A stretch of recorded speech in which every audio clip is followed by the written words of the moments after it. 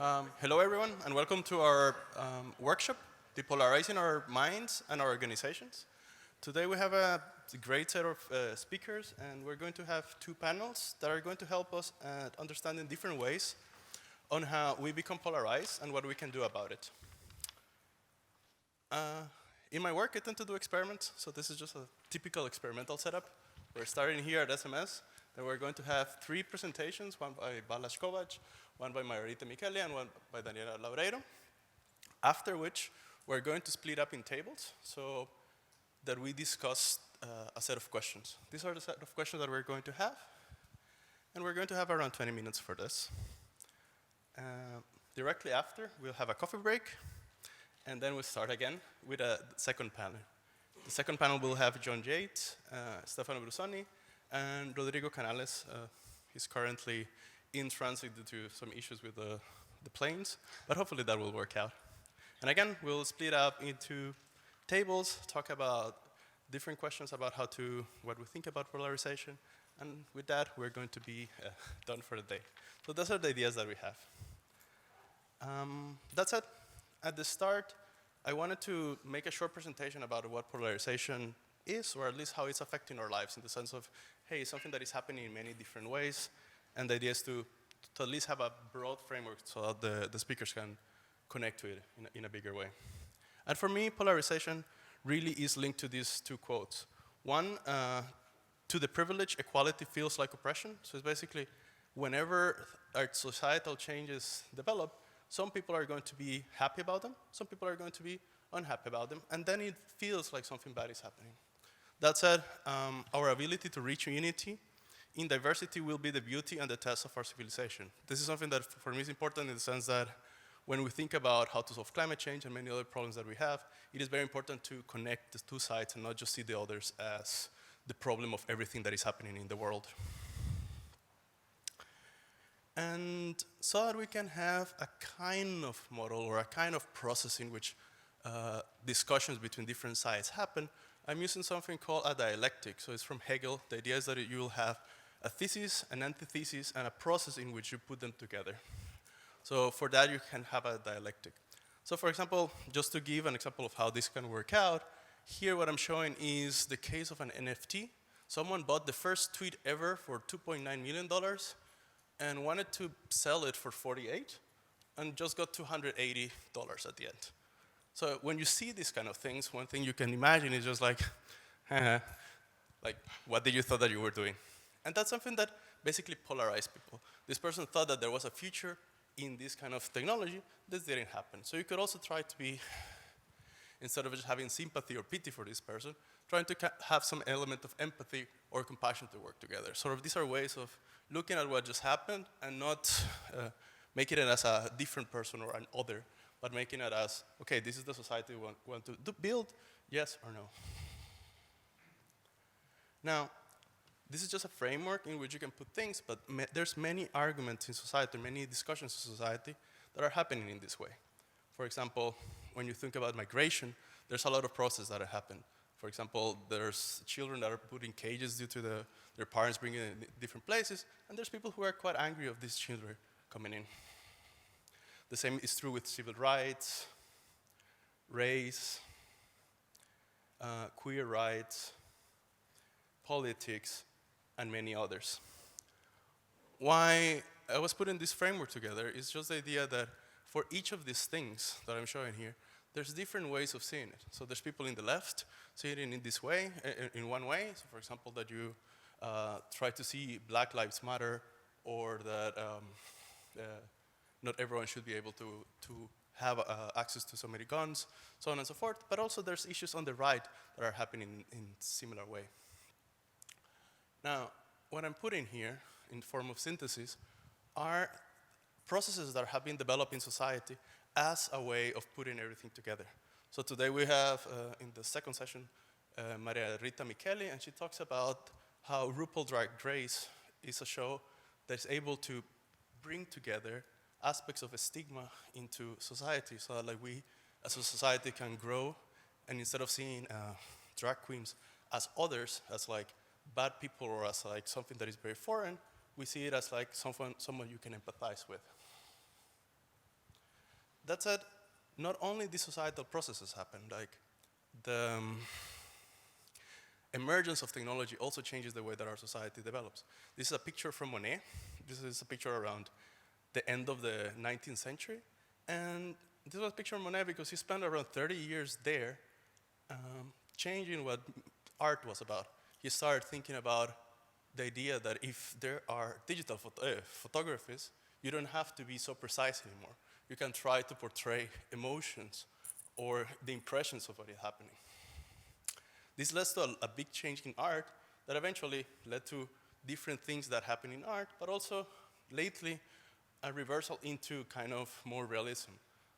I'm talking about this because in art, this is something that has been developing, and they have a framework for making this happen. So you have different aesthetics, rational, emotional, camp, similar to the drag race, that put everything together. That said, we also have polarization in organizations, or things that we care more on a strategic level in organizations, which is, for example, the idea that people should work very hard, or people should actually do quiet quitting. This idea that you should just work the 40 hours a week or the 30 hours a week that you're paid for and not infinite hours. There are people in both sides trying to push what is going to be the future of organizations, and that's something that is happening at the moment. The same with the Me Too movement and the idea that organizations should be safe places, in contrast to things that happened in the past. This is very important also because when we think about which organizations we want to do, there's always this effect, this idea of the glass ceiling, but some organizations can actually take it too far away. I work in Amsterdam, and one university in the Netherlands at some point was trying to just hire female faculty. And that became quite a dramatic process because it was directly discriminatory against men, and yeah, it was taken down by the law. But that was a way of breaking the glass ceiling. Lastly, climate change clearly is a process that happens here. And broadly speaking, what I wanted just to point out is that polarization is not only that happens in art or in social processes, it also happens in organizations and things that we work every day. That was basically for me. This is just like a broad palette of different ways in which polarization happens. And with that, we can basically go to the first speaker, which will be Balázs Kovács. Are you going to keep time or something? Somebody like wave at me when you have 10 minutes. It's up or something. Hi everyone. So my name is Balázs. I'm the first speaker. We're gonna have the slides soon. Okay, so the organizers asked me to talk about the social networks view of polarization. So polarization means a lot of things to a lot of people, and a lot of disciplines, have their views on polarization. So I'm gonna talk about a very simple way of thinking of polarization in terms of social networks. And many of the things I'm going to tell you in the first part of the presentation are things that are not really done by me. It's been done like in the 80s and 90s, and research that is being known, so I don't claim any credit for that, and might probably not even gonna be too surprising to most of you. And the second 5 minutes, now 4, I'm gonna show you something that I think it's more new and has some counterintuitive results. Okay, and I'm not going to, is this the clicker? Do I have a clicker? Clicker is not working. Okay, so the question here is that, so this is actually an ad from the early 2000s. And so the question here is like, why do we see that groups of people become similar to each other? Groups of people who are together, they look the same, they dress the same, they behave the same, they like the same music and videos and so on. Okay? And okay, so the question here is, are we friends because we are similar, or are we similar because we are friends? Okay, so this is like the basic endogenous questions of network formation and homophily and similarity, right? And obviously the answer is both of them, and it's reinforcing each other. So the question, like what people have been studying, a lot of network stuff is like, how do we choose our friends? not only friends, but spouses, people we hang out with, colleagues, hiring. So this is not just friendship, it's much more general.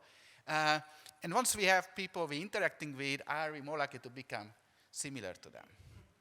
So both of them are going on. In some cases, this is stronger. Most of the cases, this is stronger. But this is also an important effect. And they are reinforcing each other. And so when you ask a social network person, why do we have polarization? They can say these two, if you combine these two forces, you get polarization. Okay, so the idea is that, actually the first slide was somehow skipped, that homophily, which means birds of a feather flock together, and then other ways to say this, and convergence, that is that these birds that fly together, they develop similar habits. Okay, if you put these things two together, you will get polarization. So that's like a general intuition in social science in general. I would say sociology, but it's more general than that. You get it in communication, you get the echo chambers, and all this stuff you can think about. It's based on these two things. Okay, so you have here. Okay, so I have a paper that talks about this in terms of linguistic similarity, that people actually become more likely to become friends with each other if they speak similarly in multiple different dimensions. That's all in the paper.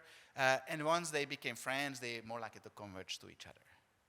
And this leads to polarization. Okay, we also have some, so we have a lot of data in that paper. We also have some simulations. And basically, we can show with simulation, all kind of models, that you need both selection, homophily selection, and convergence or learning to get polarized networks.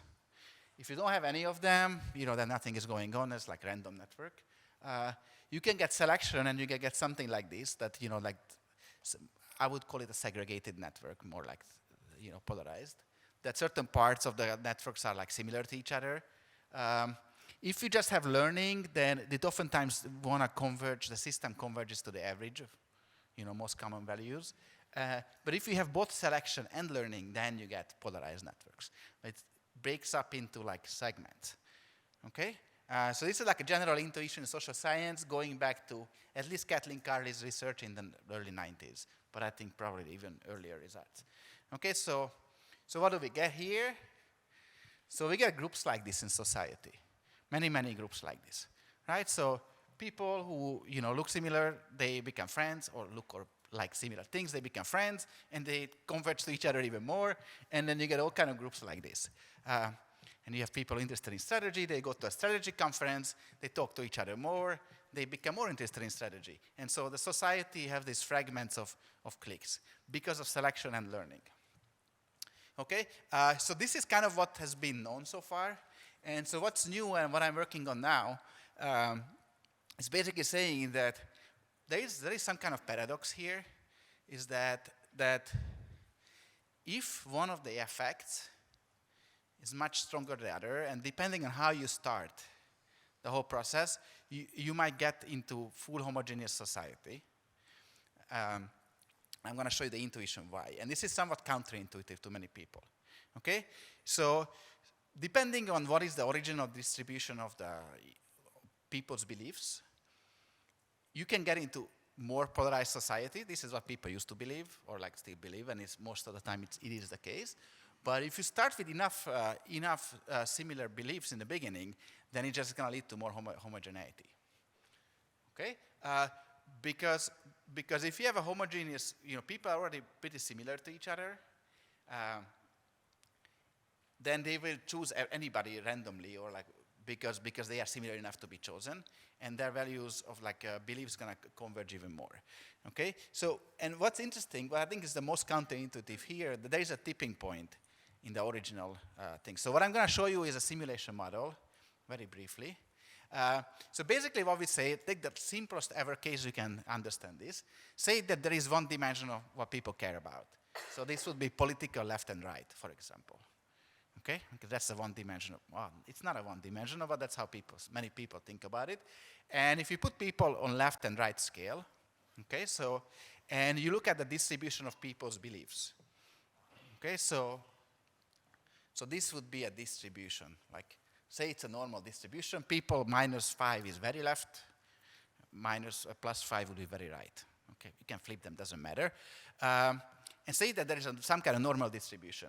And so what I find is that if people were similar, quite similar to begin with, to each other, then basically everybody has a chance to talk to other people, and the forces of learning will pull them together. And people become even more similar after that. Okay?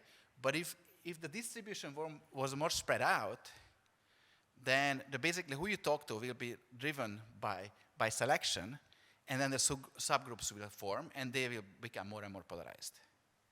Okay? And so basically what we show here in the model is that take two random people, and the more similar they are to each other, it's like an agent-based model. The more similar they are to each other, the more likely they will become friends. And once they are friends, they will learn from each other. So that's the kind of 2 parameter. We only need these 2 parameters. And what we find is that if they're very similar in the beginning, that the normal distribution ends up being a peak. Everybody will have the same exact value. Okay, that's on the top left. But if they are spread out, then you will have subgroups forming, and you lead to polarization. And what's the most interesting thing, so this is where they become more and more similar to each other. So what's the most interesting here is that there is a phase transition. If you know this term from physics, is that there is basically one critical value. When you are at that critical value, if you are left of that, then it's going to be all one peak. If you are right of that, it's going to be multiple peaks. And it is one single value. Okay? And it's called a phase transition. It's like when the ice freezes. I mean, the water freezes to ice. There is that, 0 degrees, this phase transition here. This is where it happens. And after that, even, you can have more and more flat distribution. You're always going to get these multiple peaks. Okay, so what are the consequences of this? Okay, so small changes in the initial conditions can lead to very different outcomes. Okay, when these small changes happen around the tipping point. Okay, so when a society is close to the tipping point, it's really important what the politicians do, and then how norms change and so on. Because if you just 1 minute, okay. If you just do something like, just a little something to push it over the tipping point, then the self-reinforcing mechanism is going to take it to more homogeneity or more polarization. Okay? So having a new president, for example, can easily tip over a society to better or worse outcomes. Okay? If you are close to the tipping point. Okay? So this is really important to do the right policies here. However, when the system is away from the tipping point, like it's either very left or very right, then whatever you do, you can't really change it. It's really hard to change it because the self-reinforcing mechanism is going to work against you. Okay? So the reason that I think it's very interesting is because most of us think it's like, well, we do a policy and the policy is going to do this or that. But what this shows is that it only works if you are on the tipping point, otherwise it's not going to have an effect. So you might not find the policy effect, and it's because you are too far away from the tipping point. And so it's really important to figure out. And I don't have any practical answers. I'm like, are we at the tipping point, or are it too much to the left or too much to the right? Some people say it's too much to the right already. That is like already too much polarization, and just a little like marginal improvements not gonna make a difference. So that's kind of where this is getting at. Okay, how can you do interventions? Because Jose and Daniela was asking me about practical implications. Influencing the original distribution, it's probably hard to do. But you can work on maybe the convergence factor, how much people learn from each other, and also things that are influencing the network formation process. So for example, when Facebook was introduced, that really influenced the network formation process, probably to the wrong direction in terms of polarization. Okay, I'm done. Thank you.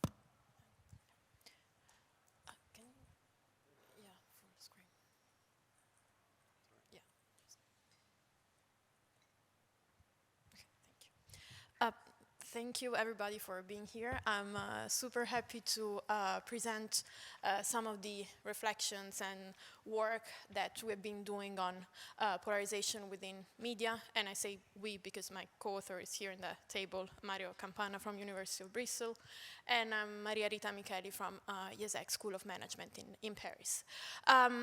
So I'm gonna guide you through some of the work that we've been doing on this and also share with you some questions that we still have.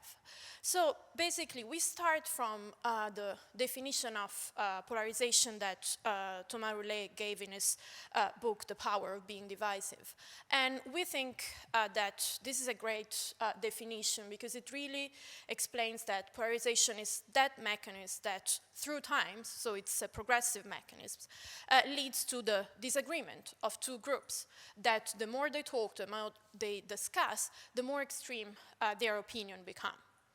And of course, this kind of dynamics happens a lot within media, and especially social media. Because they act as echo chambers, where basically people discuss, people fight, people talk to each other. And they try to confront each other on ideas that are really at the opposite side. Why does this happen? Well, there is a couple of reasons that this polarization happens on media.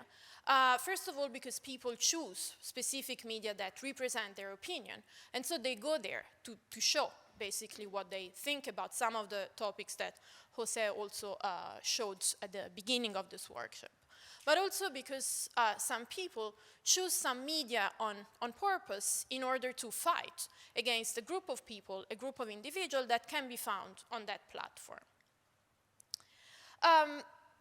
Being interested, by this kind of polarization on media, we started thinking that it could have been interesting for us to think about the triggers of polarization.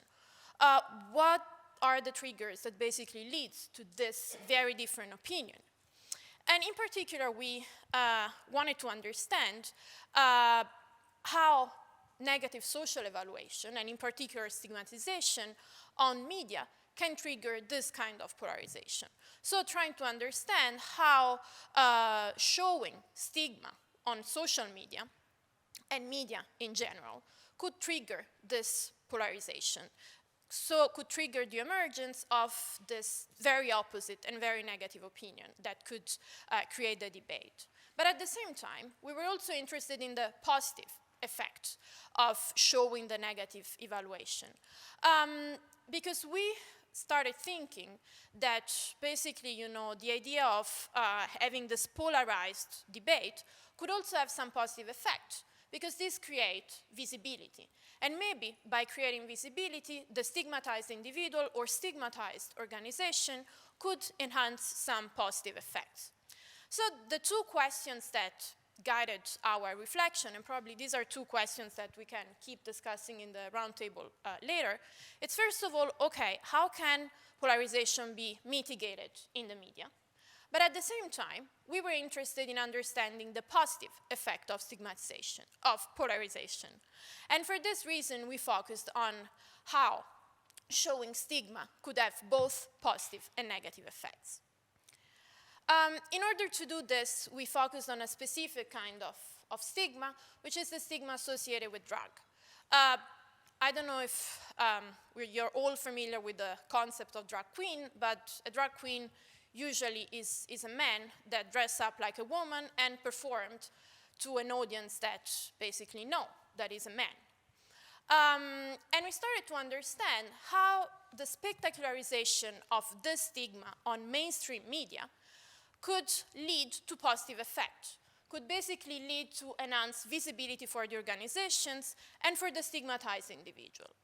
And the organization we focused on, I'm gonna give more details about this, is RuPaul Drag Race, that for those of you who don't know the show, is a show where drag queens compete in order to become the best drag queen.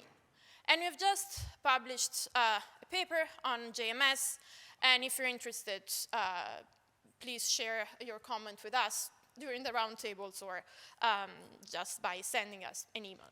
So again, this is the show I'm talking about. I'm not going to show the trailer of the show just for the sake of time, but you know, this show started in 2009, and it started on a very niche channel that was Logo TV, and it was mainly targeting LGBTQ plus audiences. And now actually the show is on VH1, and it became a very mainstream success. So basically it started being on the mainstream media. It started being discussed on mainstream journals, on mainstream channels. And it became a show that is defined as a cultural phenomenon. RuPaul is the person that you just show here on the right, and basically is the inventor of the show, and it appears regularly, not only on channels that are devoted to LGBTQ plus audiences, but on mainstream media. And the drag queens who are the protagonists of the show are everywhere and became part of the mainstream culture. What the show managed to do is, by showing the drag queens, by showing individuals that are normally stigmatized within the society, moved this phenomenon from a niche environment to the mainstream one. Despite this success, polarization happens around the show. Polarization happens around the different episodes, where members of the audiences discuss about how appropriate it is to have this kind of show, how appropriate it is to see men dressed like women on TV, for instance, for kids or for family. And they keep this discussion, these debates keep going on, and the drag queens and the show itself keep being stigmatized.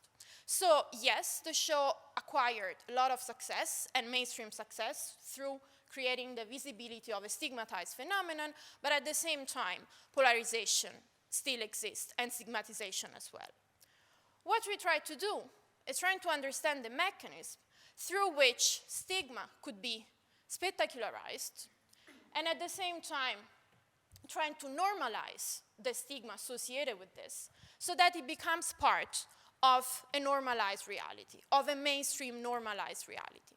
The three mechanisms that you see at the center, I will go more into details, are reiteration of transgression, language modeling, and awakening of social consciousness.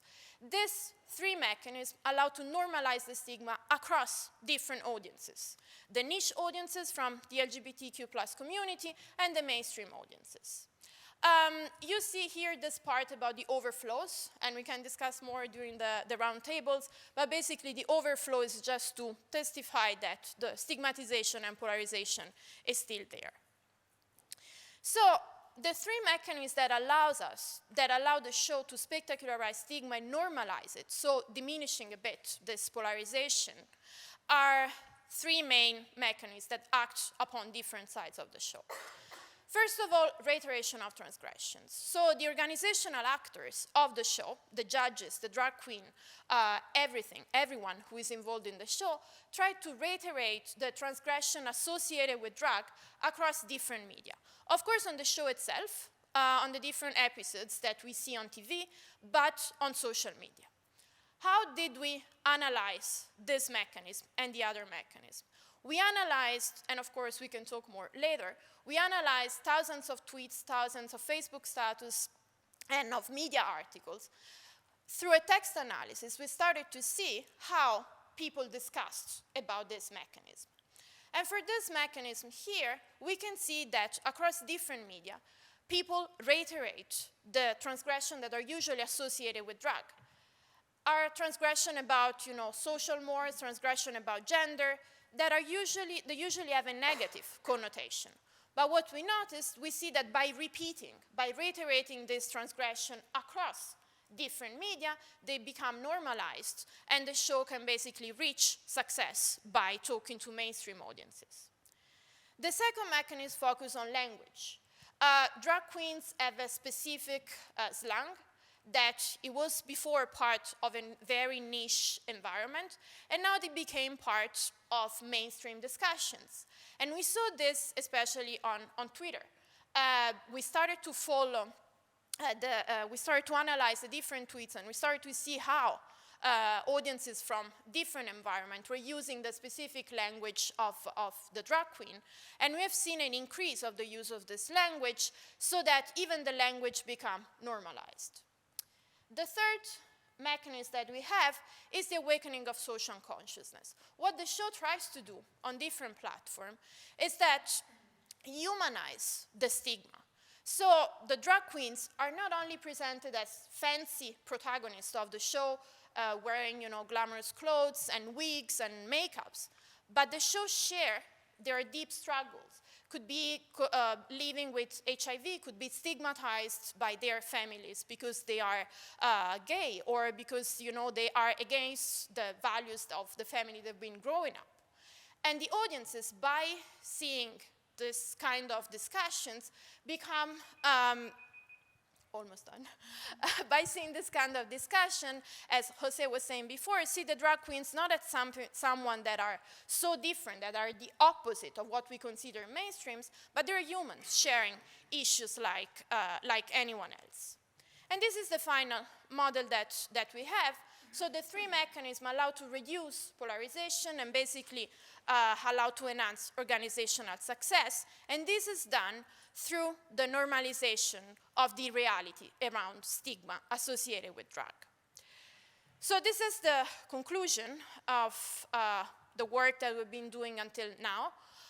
But we keep thinking about this mechanism, and two questions that are guiding our future work, and we will be happy to discuss with you later, are about the dynamics of polarization across audiences. So trying to understand mainly how the different audiences interact with each other, because in our project we're basically looking at the discussion between the audience and the show mainly. And we want to understand how the different individuals across audiences interact and contribute to this process of diminishing polarization, and at the same time benefiting from the positive effects. And that's it for me. Thank you. I will not do the same thing, but yeah.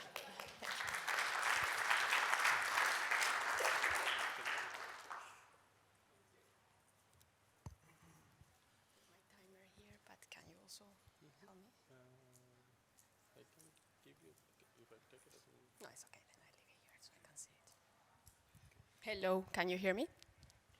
So my name is Daniela Laureiro. I work at ETH Zurich, and I'm very happy to be here and share with you a more micro perspective than the one we had in the two previous presentations. So what I'll do here in the next 10 minutes is give you a few pointers that I hope you can then incorporate in the discussion. And these pointers are on how is it that our brain, our cognition, operates when we are in this state of polarization. So that's going to be my take, and I'm going to summarize some ideas, mainly work of others, a little bit of my own work with my colleagues.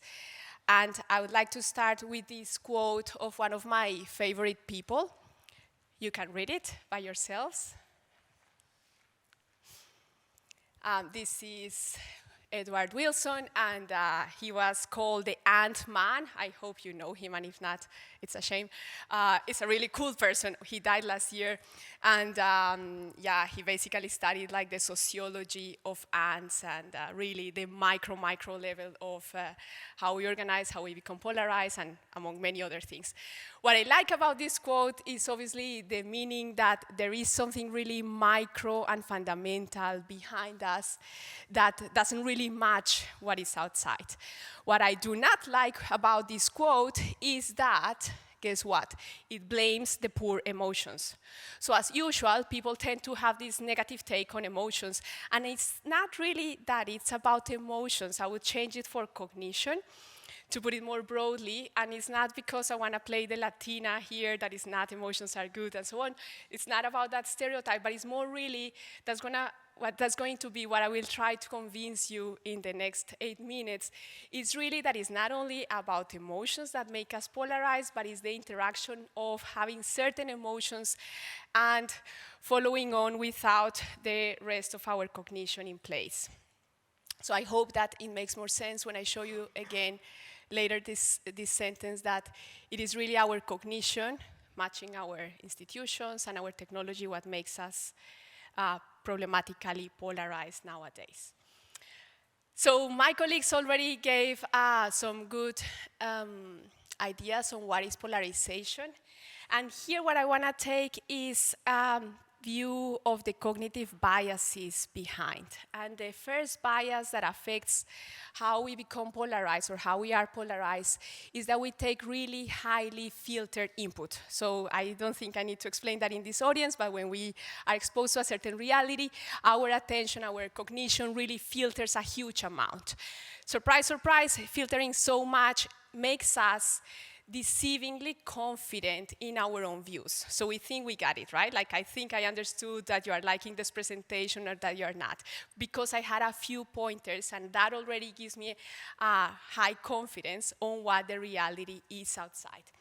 Now, that's not the end of the story, because what I start doing after that is the next bias, that is that I start rejecting whatever doesn't match what I'm thinking, right? So I start further filtering out the information that doesn't match with my expectations, or in this case, where I like to believe that you are paying attention to this presentation. And this cycle is going on and fuels itself, and is obviously extremely problematic. Now, as I said, I want to take a cognitive view here, and I would like to focus now on what is the origin of that filter there at the beginning. And to do that, we have to go really back in time, 500 million years ago, to some very, very primal origin of that filter, that is the fear module, or the fight and flight, yeah? And that is not only something that us humans have, but many other species have that, and then followed up by something we heard in the previous presentations, by these us versus them, right? My tribe, your tribe. That is also deeply ingrained in us, and that is also helping us filter information. And for good reasons, right? That's smart. Like, I don't know, if you were a tiger, I wouldn't be looking at you in the same way. And then again, a slightly newer filter, something like 100,000 years ago, this idea of what is good and what is bad, what is black and what is white. Now, all these are evolutionary aids, one could say, that were very much to the environment we were used to live. They also appear surprisingly early, so even babies, when they are like 4 months old, they are already able to create these categories before they can even speak, before even they have access to language. They are very good at distinguishing between categories.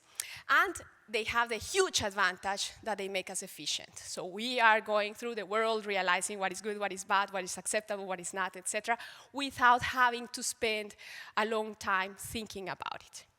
So far, so good. We run away from the lion. We take a selfie with the cutie animal there. We categorize really quickly what is a dog or a cat. It doesn't matter if it doesn't have much hair, we still know that's a cat. It doesn't matter if it's tiny or big, we know it's a dog. We do these things automatically, and so far so good. However, the trouble starts when we, as it's normal, start amplifying the differences across categories and start instead compressing within category. So this is my tribe today, and I think we are all super interested in polarization, and I think we all share a lot of things, and I start even identifying with you guys despite not being sure, and I start attributing things to you guys that I don't even know just because we are part of this group here. And that starts happening, as I said, automatically. That is part of the risk. And notice that so far I didn't say much about emotions. Okay, I'm scared of the lion there. But so far this is other mechanisms in our brain that are involved. This is really the part that is becoming automatic, that is beyond emotional. This was good when we were living in a more tribal world. How much time? Mamma mia. Okay, so I have 3 minutes. This was good when we were living in a more tribal world. It's not so good when we are living in a less tribal world where we need to make more nuanced distinctions. And 3 big troubles with this, as I said, these categories that appear to be so different between themselves, they really not necessarily are, right? So the first trouble I would say, if I have to summarize, given that the time is running short, is that the categories that we are able to make in our mind automatically, they are not continuous, otherwise they wouldn't be categories, and they are suffering of these biases of extremizing the differences between categories and compressing the similarities. And that is happening automatically. The second trouble there, and this is building on some work that we have seen even in very rational managers, you could say, very rational entrepreneurs, is that we seek structure and we hate uncertainty. We do really hate it strongly. We show decisions to people where they are facing uncertainty, and certain parts of their amygdala, but also very interesting, certain parts of their insula fire really strongly because we hate it. We really want to have certainty that if something is black or red or white, we cannot live in between. We really dislike that. Yeah, and it's to the point that it becomes a psychological need, as I wrote there. It's really a need to have certainty to be able to categorize things. And the third one, and now comes to emotions, is something called emotional amplification. So when we are feeling threatened in our views, we take it super personal, and that amplifies the cycle. That makes us to categorize in more extreme ways. So this is really the point that flips it over and starts the cycle again. Then we are more categorical in our thinking, then we need more structure and deal less well with uncertainty, and the cycle, as you can see, goes on. Last slide before Jose beeps me. What could we do to depolarize? So I had two ideas, and I would be really happy if we discuss it and you kill my ideas and we debate them later. The first idea is based on our work on cognitive flexibility. What we see here is that when we are in states where we are feeling threatened in our views, we get anger. We get anger and fear. Now, one way to flip it would be to recognize these negative emotions of anger and fear and see them as flags that are signaling the need to actually be very critical and reflect if we should keep doing the same or not. Yeah?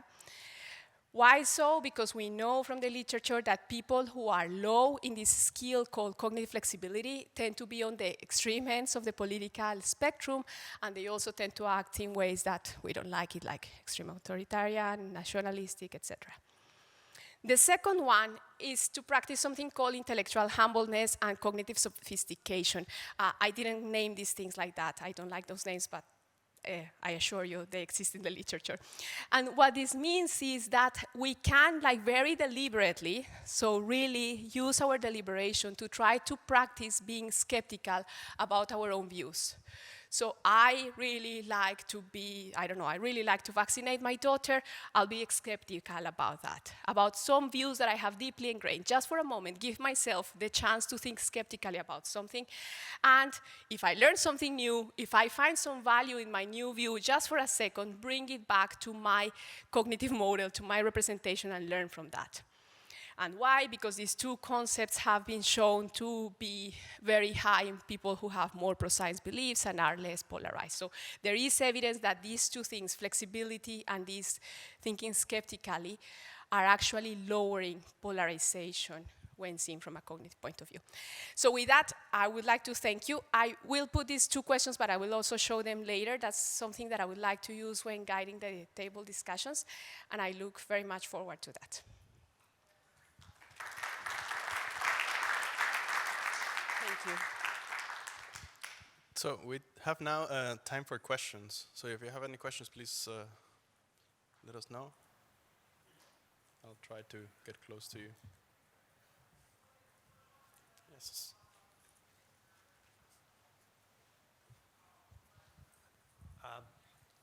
So I only really was here for Daniela's presentation. This linkage between cognition and one's emotional responses that calls one to hang on so much.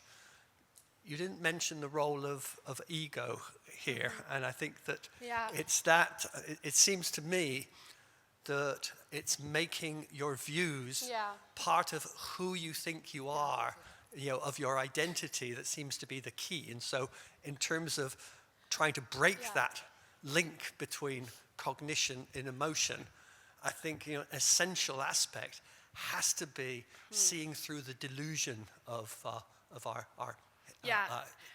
egos. Definitely, Rob. That's a really good point, and it's like somehow our views become part of our identity, and what the literature shows is that they really become like valued, like something you treasure. You put a lot of value on that, and the moment you feel that changing, you feel threatened yourself because it's become part of your identity. So I have a certain view on colors. I like the color purple, and if somebody doesn't like the color purple, something as stupid as that, I feel threatened in my identity. So as you said, it hits me on my ego. And that definitely, that's like sort of a mediator there. I mean, power is frightening. Yeah. I mean, you kill and will die for your beliefs. Yeah. I mean, it's awful. Yeah. Yeah, hi. I have a question to the simulations in the first paper. More of an understanding problem. I'm sorry if you did mention this in the presentation. You talked about the tipping point. My question is the tipping point related to the size of the population or just the extremes of the views? Because you had the very small bell curve that converged on similar values. So if you had that same small population, but you sort of pulled it wider, would it still converge because of the small population, or would it then also end up with the polarized views? So is it the size of the population that matters, or just the extremes of the views that lead it to diverge? What the exact tipping point is, it does definitely depend on the size and other parameters of how exactly things are updated and so on. But I think the point is there is always a tipping point. So I haven't actually looked at group size. It could be relatively easy to do, but I wanted to get that fixed in the beginning. But it does. But the point is that it's always going to happen. But the question is where the tipping point is. Yeah. I mean, maybe if there is 2 people, then maybe it's not going to happen. But if you have like more than 20 or something, it's a great question. Thank you.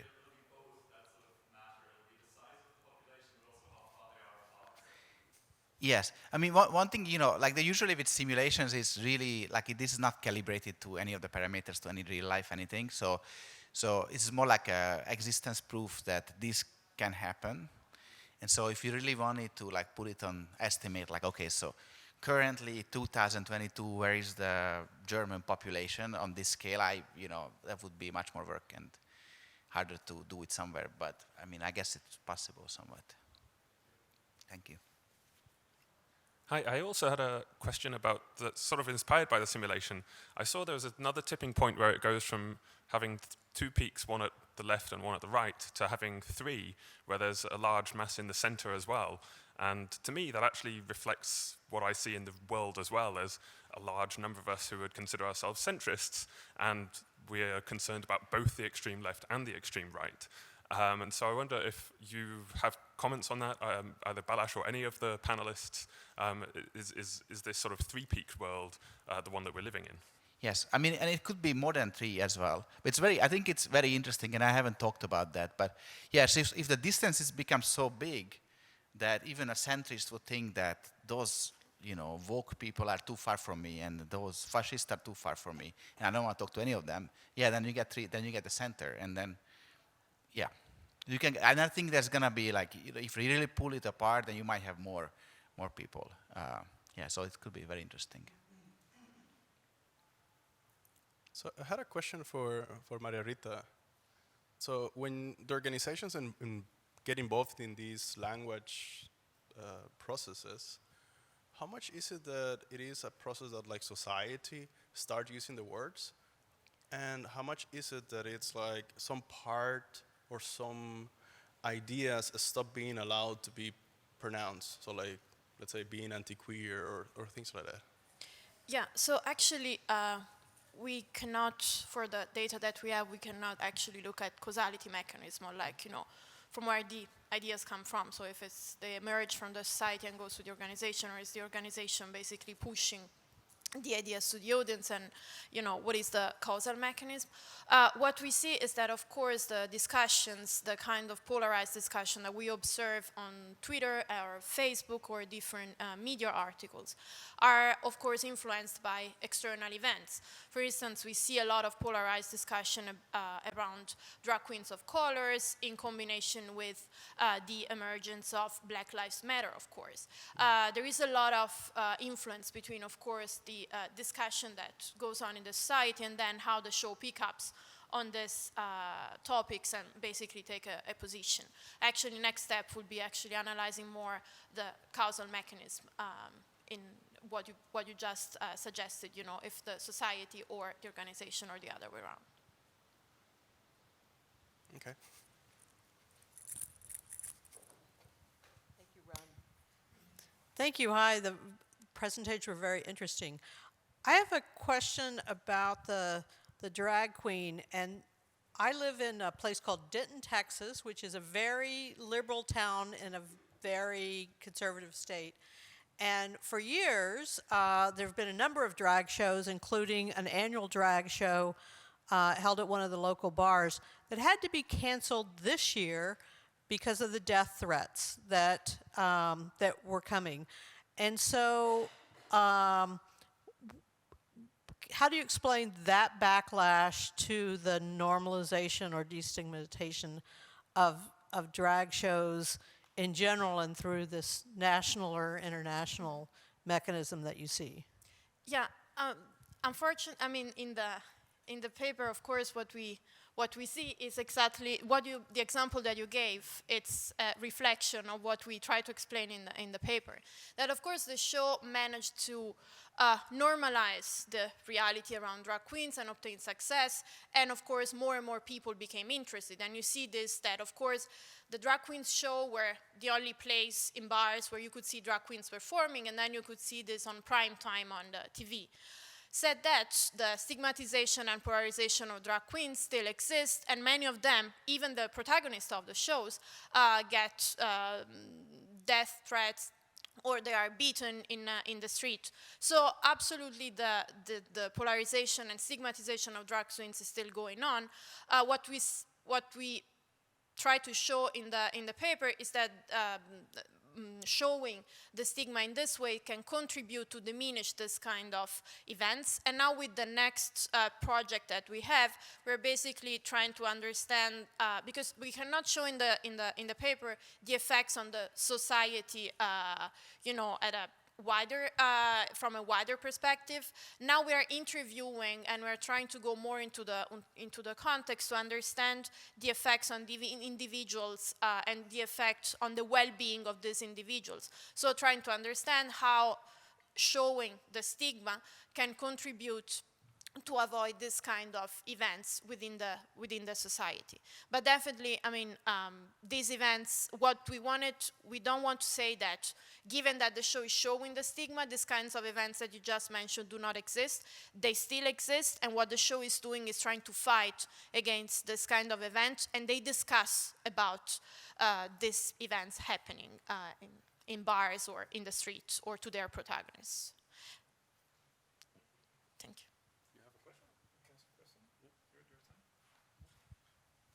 Thank you. So am I allowed to ask a question to the panel? Sorry, I didn't ask first. So my question, I guess, cutting across all presentations is, could you speculate a bit about what's the impact of digital platforms, so digital connections generally on these dynamics? Because looking, for example, at the example you gave us, that's something that can be very divisive in certain contexts, but if you think about that kind of show in Germany, in Berlin, for example, you go with the family, or used to go with the family. In Northern Italy, also quite similar. There is a whole tradition going back decades with those kind of shows. Right now, it's actually becoming way more, in my biased opinion, more conservative. And I think there is a kind of global scale effect and homogenization of opinions about it that is really cutting across all the different contexts.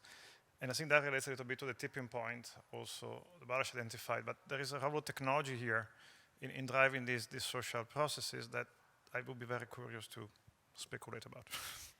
I'll be very quick on this. This is basically, the part of our model that we call overflows. That, of course, on the digital platform, sometimes the shows share an opinion, share, about a fact, or just, a simple tweet that it was not supposed to create a controversy or to create a fight, but actually on the digital platform, this become very complex because, of course, politicians intervene and start, especially on the conservative side. But what is interesting about the show is that the show is not afraid of creating this kind of fights, of creating this kind of discussions, and keeps doing this. And the show is talking to different kinds of audiences. The audiences that has no issue in going to drag queens show with their families, with their kids, but also to the more conservative one. What is interesting is that it doesn't differentiate the message across different audiences. They send the same message, and then they bear the consequences of this. Okay, perfect. So now we go to the next step, which is we all try to go to a table, and what we'll have is that one speaker is going to go to different tables. So like we'll have speakers in different tables. The idea is that we talk about these 4 questions. So we try to build a way of thinking about how we work with polarization and try to remove polarization. For this, we have around 20 minutes. So I would ask the speakers to each go to one table, and then we start talking about this.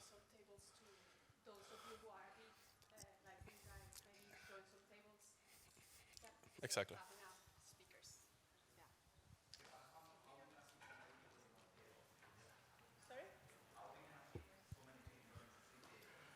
No, so it would be all of us. So like we 7, and also Marius here, so we can have an extra table for the. I'm putting you as an extra person. Exactly. I mean.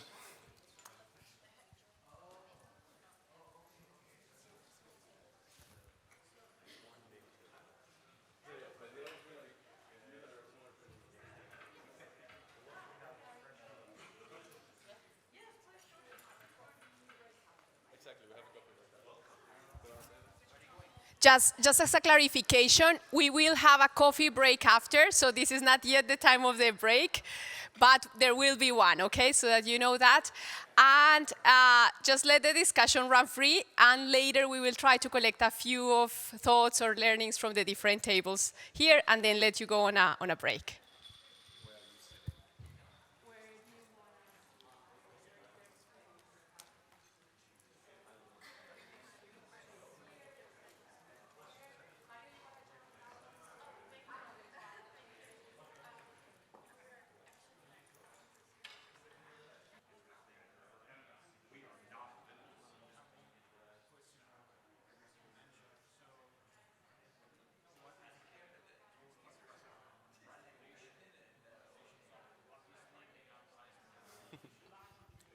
Thank you. So, hi everyone. I hope that you had a good discussion. And the idea would be now if we can share some of the comments that you had. So we were all in a different table, and it would be great to try to get some agreement. Like in the next panel, we can try to address some of these questions. That means the next panelists are going to have a harder job, but hopefully we can come to a. Okay, I'm trying. Okay, perfect. So hi everyone. So the idea now would be if you can share a little bit what the discussions that you had. That way, in the next panel, we are able to try to address the questions that you have and also come to a better agreement at the end. So if someone wants to start, that would be great. If not, I can say like what my table was talking about. One aspect that we were discussing was the idea of, is polarization increasing? We see from models that polarization can happen, but is it inevitable? Are we after the tipping point? What will happen in the future? I don't know who else had some finding that they want to share.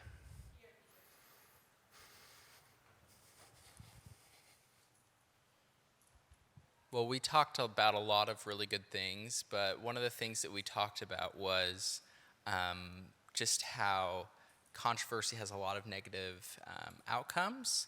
And at the same time, sometimes like this type of controversy can also sometimes be solved by maybe a common enemy. So we kind of talked about the example of the EU and the United States, and how Ukraine kind of offered this opportunity for the EU and the United States became closer, where for the several years prior they had kind of separated. So that was kind of one example that we talked about.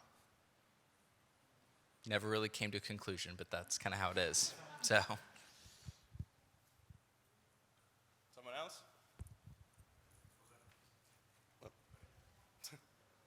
Was it you? Or? As you are here, just for that. So it was a very interesting discussion, and I'm not going to do justice to it in any way.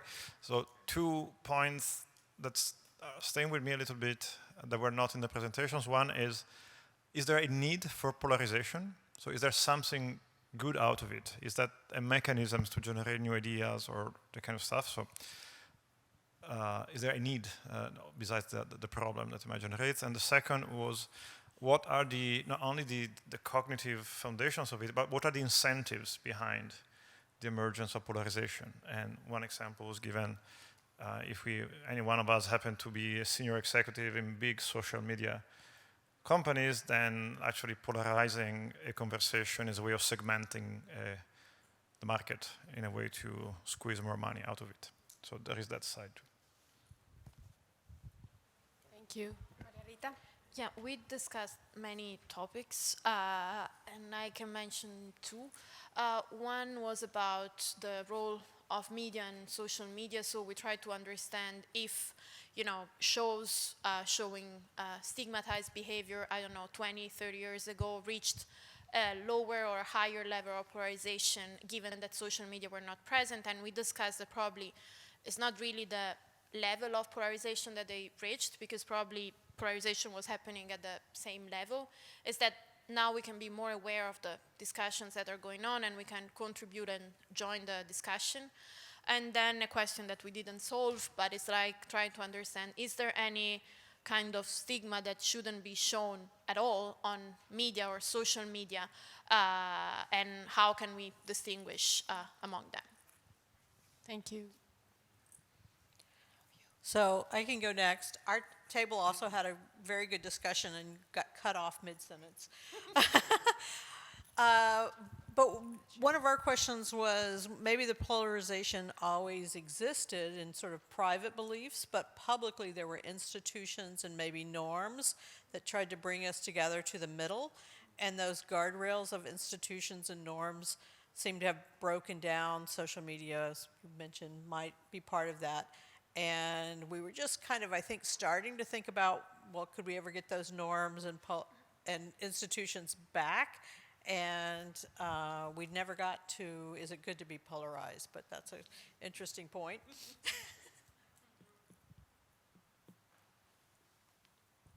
Well, I became so depressed that I don't know if I can say anything, really. And I think, even the point you made about in response to global threats. Well, COVID was a global threat, but it just became a source of division, and I think that tendency for polarizations to capture, to suck in everything, and I think that's how our discussion, we started off talking about sort of geographical aspects of this, and how people used to sort of think of themselves as, is identify with regions and so on.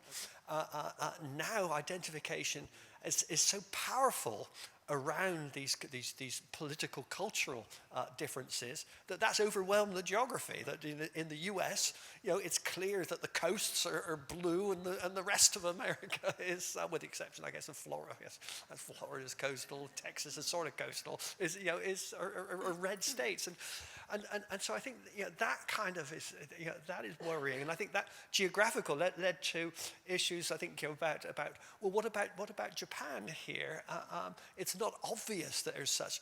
Well, maybe it's just below the surface was one of the issues that came up, and then I think that notion of how far this individual ego attachment is a Western phenomenon, which comes from our whole culture of individualism, and whether Asian social norms in particular, whether that acts as much more of a dampening force was another issue that came up. And I think then we ended up talking about politics and recognizing that politics, rather than as it democratic politics, which used to be about capturing the middle ground, the extent of polarization is so great now that politics has become a potent source, and it almost the same point as market segmentation, political segmentation, reinforces. So I don't know. Oh, bloody hell. I think that calls for coffee. No, right? It needs somebody to say something optimistic. So thank you for the discussions to everyone. I hope they were as good as in my table. Now we can invite you for coffee, 15 minutes of socialization, and then we start with 3 more presentations, or 2, depending on whether the speaker makes it or not.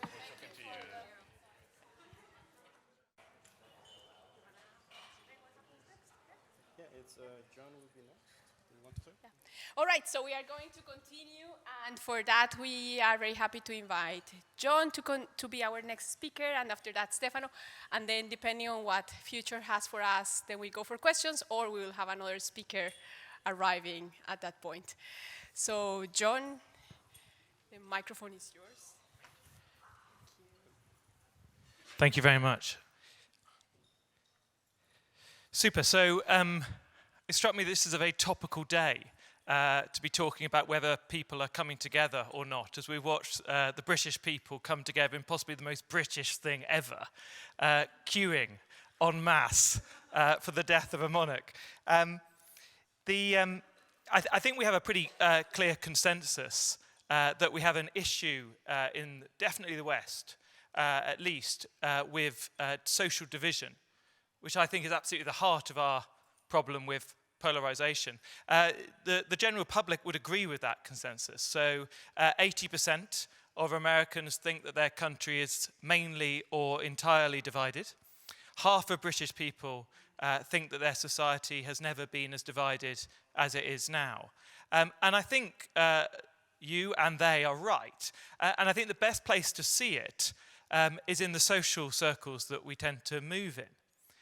So I'd encourage you, if you want to consider your own social circle for a second, this is what the data tells us. Half of graduates here in the UK have either none or one, or maybe the maximum 2 friends who don't have a degree. Most pensioners in the West have no contact with anyone under the age of 40, unless it's their grandchildren or their children. A quarter of those here in the UK who voted to remain have no friends who voted to leave the EU. A quarter of those who voted to leave the EU have no friends who voted to remain. Half of us here in the UK have no friends from a different ethnic background. But the biggest divide, at least again here in the UK, is income, or as us Brits might want to say, class. So if you survey people about who they socialise with from different income groups, what you find, if we take a barrister operating in London, how many people would a barrister have to invite round to their house before they would invite someone who was unemployed? 10? 20 from their network? 30? 40? 100 people to have a shot at inviting someone who was unemployed. Why? Why have we become quite socially divided? And I would broadly agree with the previous speaker that at the heart of it is the truth, birds of a feather flock together. There's a brilliant piece of research that I would commend to you, done by Francis Evans in 1953. And what Francis Evans did is he followed door-to-door salespeople, knocking on doors and selling life insurance. And he tracked whether they made a sale or not. And what he found is they were more likely to make a sale if the person answering the door voted the same way that they did. They were more likely to make a sale if the person answering the door earned the same amount of income as they did. They were more likely to make a sale if the person answering the door was the same height that they were. There's a wonderful piece of research that's more recent by Miles Houston from Oxford and team, where they went to visit a school called Waterhead Academy. Waterhead Academy in Oldham is fascinating because it was born from two completely separate schools that were closed. Those two schools were Breeze Hill and Count Hill, super similar schools, apart from Breeze Hill was almost entirely Asian British pupils, and Count Hill was almost entirely white British pupils. The two schools were closed, Waterhead Academy was born, and the research team decided to track who the children sit next to at lunchtime. Why lunchtime? Because that's when you choose who you sat next to. The first thing they found isn't that surprising. The first thing they found is that white British pupils didn't often sit with Asian British pupils. It's not that surprising. These children have been educated at completely different schools. This is the interesting bit. They found that kids with glasses were more likely to sit next to kids with glasses. And kids with ginger hair were more likely to sit next to kids with ginger hair. I was just pleased that the kids with ginger hair and glasses had someone to sit next to at lunchtime. But the point was, there's now been 39,000 studies that have all come to broadly the same conclusion. We have a slight bias towards people who remind us of ourselves, a slight bias towards people who remind us of ourselves. Researchers generally call it homophily. I prefer people like me syndrome. We suffer from people like me syndrome. So what's the solution? It's a brilliant, amazing piece of work by a guy called Frank Marlowe, who went out to northern Tanzania. In northern Tanzania, on the shore of Lake Eyasi, is a tribe called the Hadza, who I think are the most interesting people on God's great earth. And the Hadza are super interesting for two reasons. Firstly, they're hunter-gatherers in the modern day. That's not the most interesting thing about the Hadza. The most interesting thing about the Hadza is the thing they do once a month when the moon is gone from the sky. And they perform something called the apem. And the apem is basically a dance. And this is the way it works. It's completely pitch black. The men go and hide, normally behind a set of trees nearby. And the first man comes out, and he wears a black cape. He's got a headdress made of ostrich feathers, black ostrich feathers. He's holding a rattle. He's got bells around one leg, and he leads off in a sort of rhythmic dance. I'm not going to try and do it. And the women and the children sometimes join in the dance. Then the man goes and hides. Another man comes out, and the dance continues. And this can go on for about 2 or 3 hours. And the Hadza have been performing this dance, this apem, for tens of thousands of years. But it serves no obvious purpose. It's not part of their economy. They don't have we would recognize it, a set of religious beliefs that makes it important. It doesn't resolve disputes or conflicts. There's no obvious thing it does. A group of sociologists followed the Hadza, and they tracked who do they trust? Who do they share tools with? Who do they bed down close to? Who do they gossip with? And they found this. They found the Hadza are biased in 2 ways. Their first bias is their bias towards people they're closely related to. We might look at the Hadza and think it's one homogenous group. That's not how they see it. They see it as a set of families which form one tribe. Their first bias is towards people in their family. Their second bias is stronger. Their second bias, when it comes to sharing tools, bedding down and gossiping, is towards the people they dance the apem with. What the apem does is use our modern language, it makes diversity work. It creates bonds of trust between people who internally think each other are different. We don't have a term for an institution that does that throws people together with people that you don't choose and connects you. I suggest we call it the common life. And when you look, you can see common life's institutions throughout history. So if we divide human history in like 1 minute, the whole of human history, into 3 bits, 3 Fs, we're basically foragers, then we were farmers, and then we were factory workers. Now in each of those stages, you can find a common life. So when we're foragers, these rituals like the apem, pretty much every record that we can find shows the existence. When we're farmers, a lot of that gets junked, and we turn to organized religion. We turn to rites of passage. We turn to feast days. When we're factory workers, again, we junk a lot of that. But we turn to the local school, becomes a key place that people connect. The local workplace, but also this new invention, the club and the society, pretty much unknown prior to that in human history. Common life institutions. Why have we become divided? We've become divided because the common life institutions that connected our grandparents, our great-grandparents together have gone into decline. Every generation since 1945, less likely to join a club and a society. We increasingly choose where we send our children to school. Of course, we increasingly choose where we work. People like me syndrome kicks in. How do these things work? Very briefly on this. I think that the earlier presentation was brilliant in saying, look, people like me syndrome homophily pulls us apart. The key question is this one: who is like me? We may have an instinctive bias towards people like me, but we're not told who are the people like me. And actually, that's quite malleable. There's a piece of research done by Levine and Riker, and what they do is they get a load of Man United football fans. And they line them up, and the first one comes forward, and they said, look, we'd like you to walk over there and fill in this form when you get over to that room. And the person starts walking, and as they're walking, someone comes running past and falls over. And the question obviously is, are they going to stop and help the person? They don't know it's the experiment.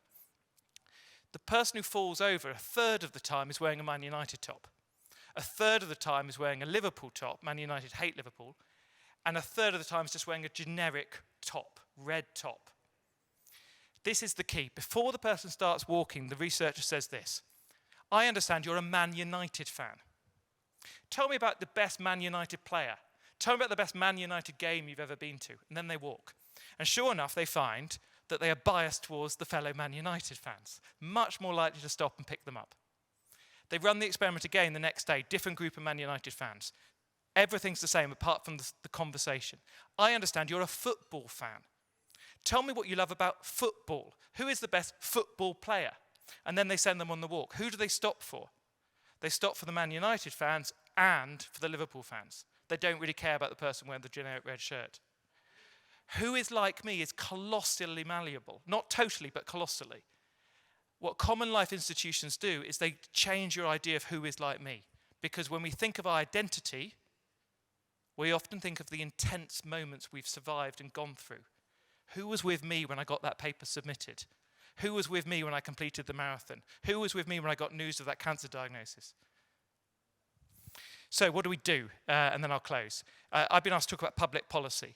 I think that our governments have three choices. The first one is to do absolutely nothing about the fact we've lost these common life institutions. And just maybe, if we're thinking about it, cross our fingers that something will come up. Maybe the monarch will die every week and we'll have another queue. I don't think this is a very good strategy, but this is presently our approach. The second approach is to try and use some sort of nudges. So you could provide, for example, housing subsidies. Most Western countries do use some sort of housing subsidies, but you could use them more actively to try and get poorer and richer people living in the same neighborhoods. You could think about how you use the allocation of school places. You could think about biasing towards certain groups when you reserve school places. You could think about providing funds, particularly from the philanthropic sector, to fund institutions that tend to bring people in and try and incentivize them to get diverse people mixing. You could do some nudges. The final option, which is the more extreme option, which is the one I slightly favor, is you could try and create your own common life institutions that require citizens to spend some time together. So what might that look like? It might look like some sort of citizenship service as part of going to high school. So as well as having to learn maths, you have to spend some time with kids from different schools in your community. It might look like a conditional offer of really generous parent support, but a requirement to learn about how your child develops with people from your town you didn't choose. It might mean a generous pension offer, but actually requiring you also to get involved in your local community. 3 institutions that would help to knit us together. As I say, I would favour the latter. Many people would say it was completely inconceivable, but I kind of think academia is about sometimes taking things that seem inconceivable and talking about them long enough till they seem unavoidable. But either way, thank you very much for having me.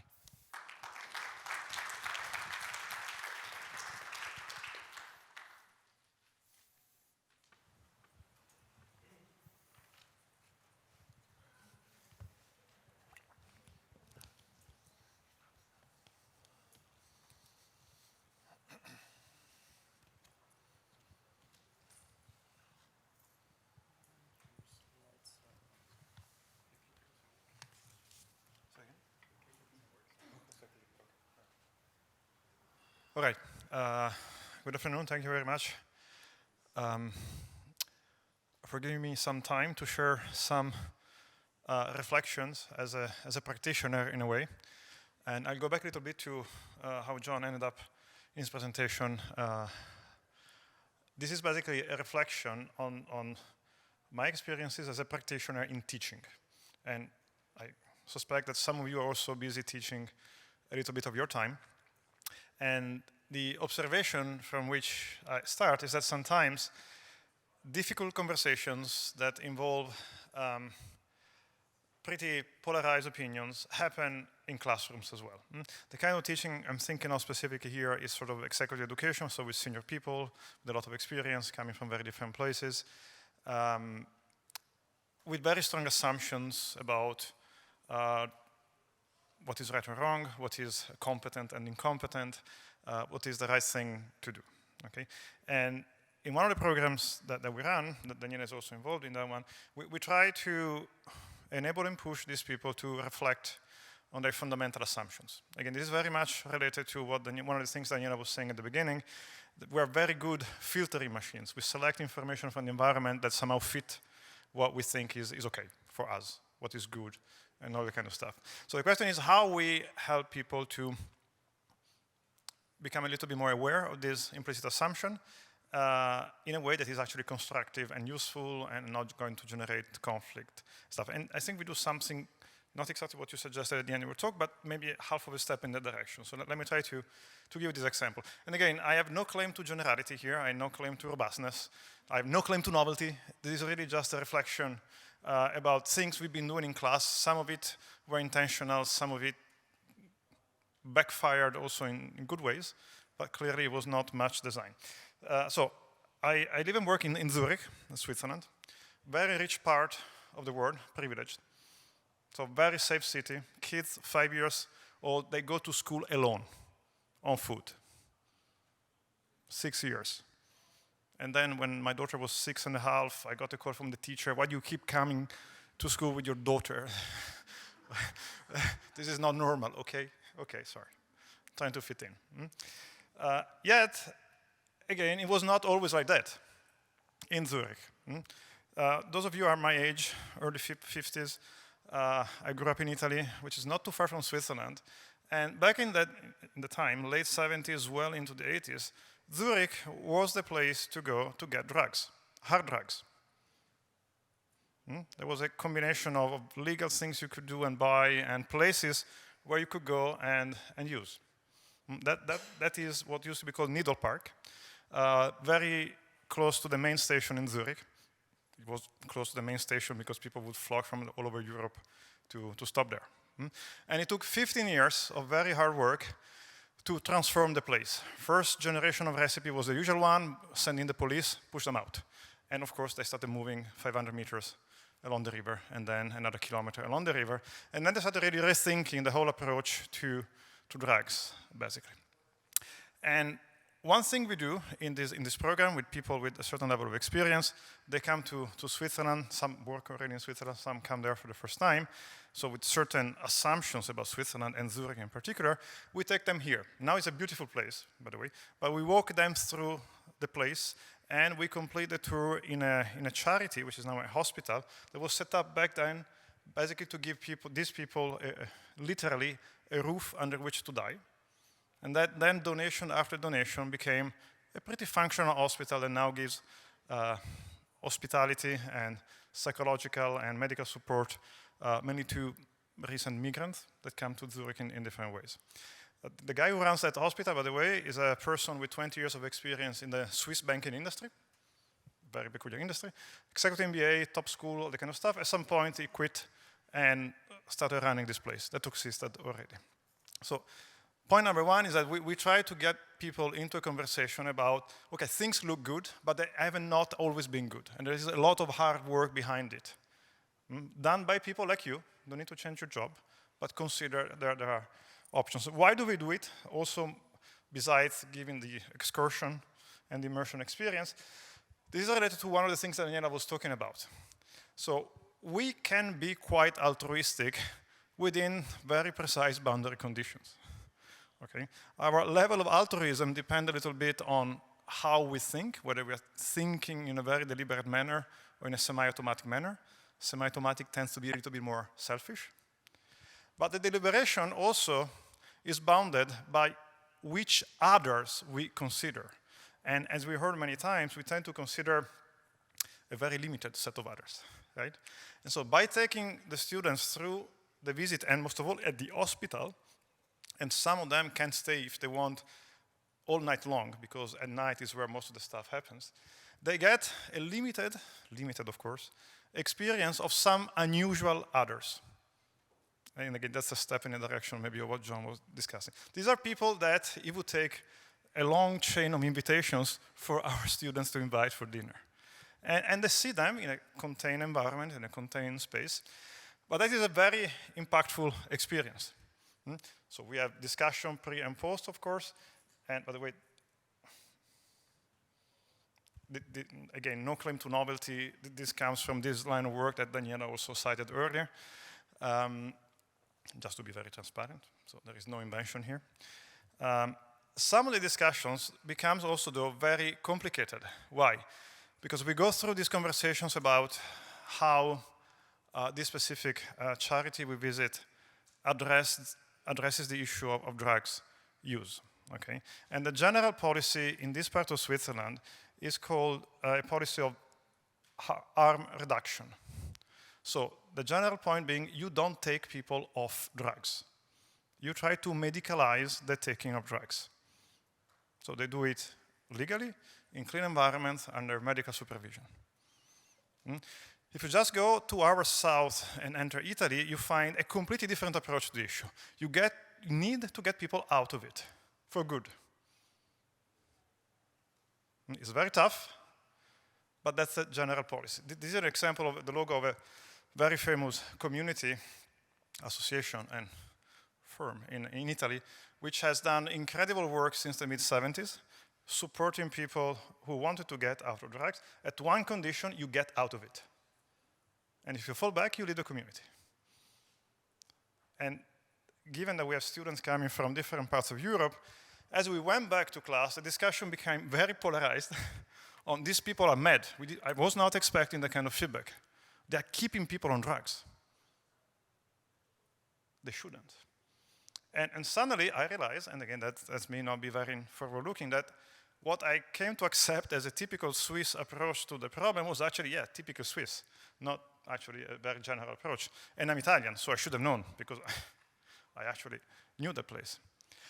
So again, this is what I wanted to share with you. I think I sent you, Jose, the wrong version of the slide, sorry. My fault. But the summary is, does it make any sense? Remember, these are very senior people. We had also a conversation with them. They asked to have meetings on the whole conflict in Ukraine. That was also very complicated because we have Russian students in the program and people who are married to Ukrainians. It was a gigantic learning experience. These dynamics of polarization and convergence were visible in our discussions. They ended up in a very constructive manner, thanks to the students mainly, really good people. And that kickstarted a whole discussion within the team behind this program about should we do it again, should we do it better. We intended the visit to these facilities basically as a way to open up a big discussion about the role of business in society. And we're still doing that, but obviously that also became a way more personal discussion about, well, how do we approach the problem of drugs in society, which was slightly more unintended.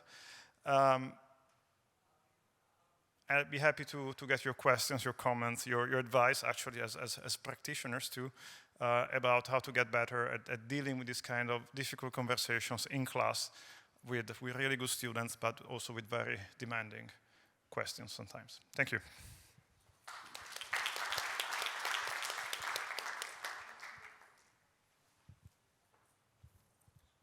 So we have time now for questions. If anyone has one, please raise your hand. If not, I can start with one myself. Yeah, I had a question for John. Namely that one normally imagines that like the process in which polarization or division goes away is whenever there's an extra threat from outside, like could be a pandemic or a war or like recession or climate change, things like that. And all of them are happening. So how come this doesn't decrease this? Yeah, so there's a wonderful piece of research on this by Karen Stenner, where she fakes an old newspaper report to make it, and puts it in a sort of suite of newspaper reports for people to read, and it suggests that that scientists have found evidence of aliens, and then she surveys participants. There's a control group who don't have the erroneous report. She surveys people on their attitudes to people from different ethnic backgrounds, and what it shows, the effect is pretty much heavily focused on people who have negative attitudes existing, is people become much less negative. And so there is, I think, good evidence to back up our sort of assumption that a threat can be a way to create a sense of us. I think because it sort of minimizes the difference between us compared to the difference of the other. But I'm not convinced it's a sort of strong and steady way to build a sense of us, because firstly it sort of comes and goes, but secondly it does depend on the political environment that handles it. You know, a threat can be turned into a reason why you can't trust the people internally, or a threat can be evidence that the elite can't be trusted and everyone who's got anything to do with the elite are baddies. So I think threats can be, firstly unreliable, but also can be misused or very badly mishandled. So I place much more weight on what I call, as I say, common life, things that actually connect us, especially where those common experiences are either intense or have a degree of routine to them, which is where we see the most effect.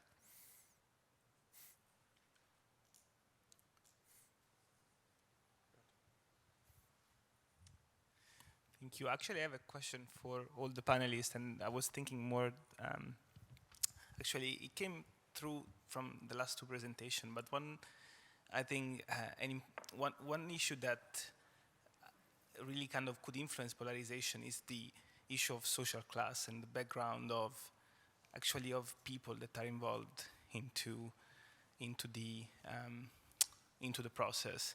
Because I was thinking actually to the executive students and the type of background that they can have in terms of ethnicity or in terms of income, or for example, you know, if you kind of live a life of hardship from the perspective of the income, right, and then you see, you know, kind of someone that gets life much easier, right, and then you're probably more easily kind of, you can go to kind of more kind of polarized type of opinion. So I was wondering if you have actually any thought on how, for example, how does the background of your students influences their perspective on what they see in the community, or, you know, or also in terms of social class, if you think that from the other side, the background or also the ethnicity of people could influence the way in which then they approach social issues.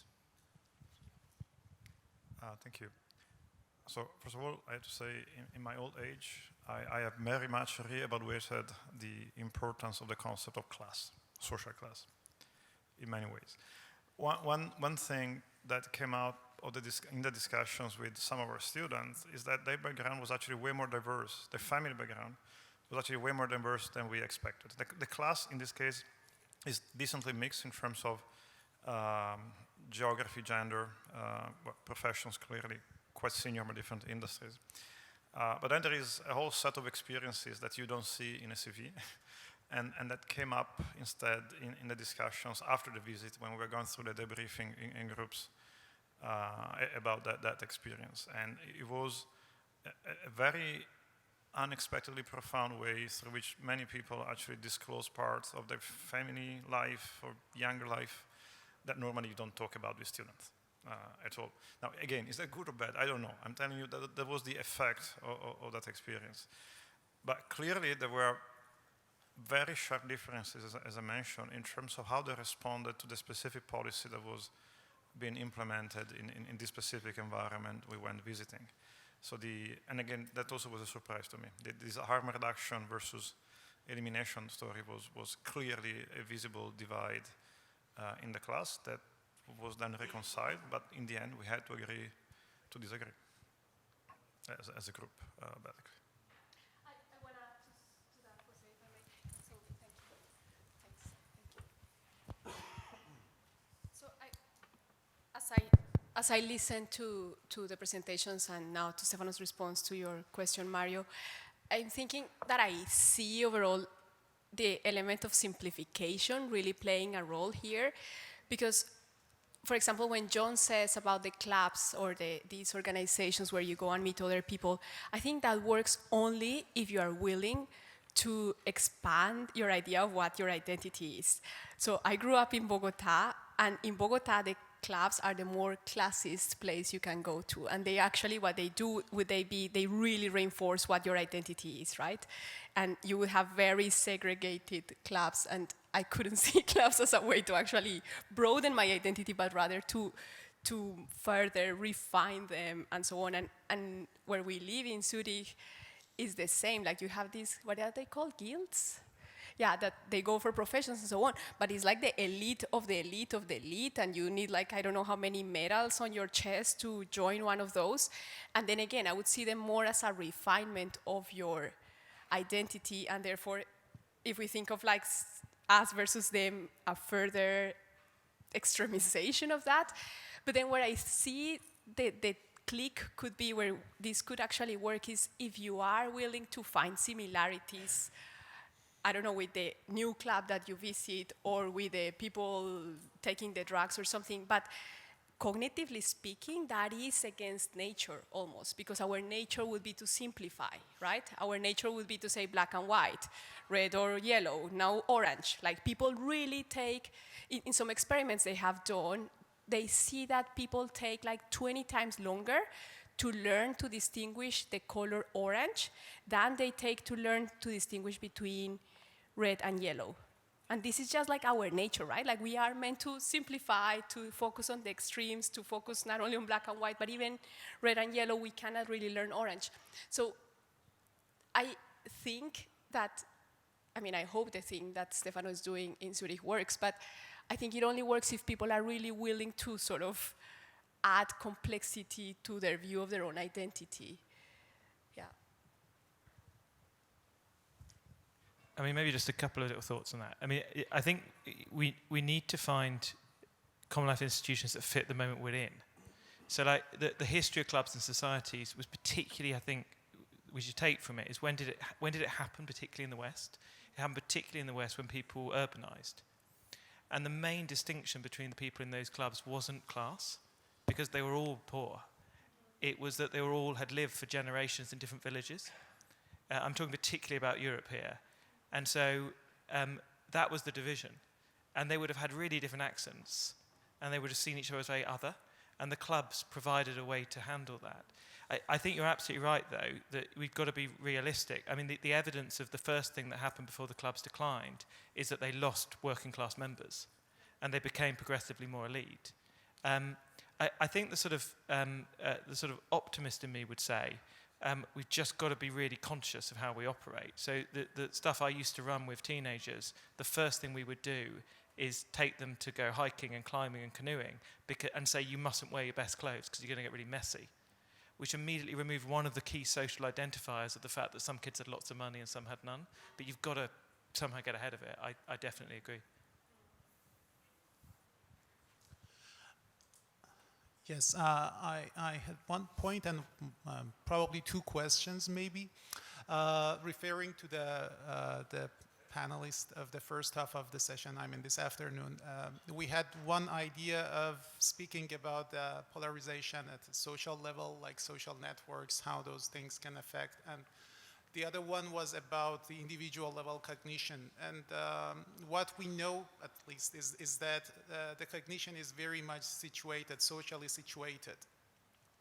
So if we want to deal with polarization, then how this situatedness of cognition, how this situatedness of how we identify ourselves in our groups can be kind of controlled. Is there any I don't know, maybe there should be some mechanisms for it. Probably based on the theories that we have, something related to socio-cognitive aspects of, I don't know, management, organizations can help understanding this better. Is there anything you can probably suggest in that way, how to combine these social and cognitive levels, or connect them to be better understand what is this polarization. And I guess then from that point we can speak about how can we manage it in a way or another. And that has something to do with the practitioner question that we have in the classes. So what type of situations you can prepare for the class? I mean, where you can take the class that they can discuss these things maybe in a better way or in a more desirable way. I mean, the two things that I think have got real weight behind them are intense shared experiences and doing things that are routine, which sound like the opposite. And we don't fully understand why these things work, but let me sort of say what I think we do know. So intense shared experiences, we know that some of the biggest bonding experiences happen through negative shared intense experiences. So there's a really interesting piece of research of people returning from the Syrian battlefield, and the most bonded together group, who are not necessarily the most homogenous, are people who've had the worst experiences. Now, there is luckily also evidence for the positive experiences. So as long as they're intense, so, you know, running together, putting on an event together, speaking together, things that raise your heart rate a little bit. I think that's why we have this fad of corporates wanting to do sort of, you know, corporate events where they all abseil. You know, it does come, I think, from the basis of something. The second is routine. And there's a wonderful piece of research, I can't remember the research, I'm afraid, where they got a group of children in two different groups to meet for 10 minutes on 5 occasions to play with beads and make a necklace. And one group got to just do it however they wanted, just chat and get to know each other. And the other group had to all pick up the heart bead, clap, put it on, pick up the circle bead, touch their forehead with it, put it on, and follow a routine. And at the end of the 5 sessions, each lasting 10 minutes, they asked the children a series of questions about how strongly attached they felt to their group. And they found that the guys who'd been following the routine had a much stronger identity to the members in the group. That's why armies march. It's a really inefficient way of getting somewhere. So we know that routine tends to have this effect. I think that's why eating together probably is playing into that. So I think things that do that are likely to be stronger. I'm a bit nervous of things where we preach at people. He says preaching at you.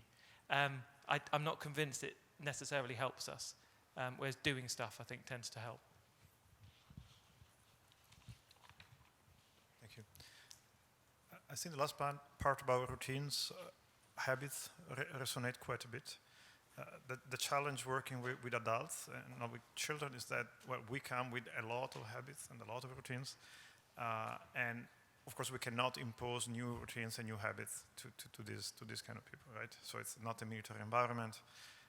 It's not a kind of primary school environment. Even there is not easy. But in this context here is even more complicated.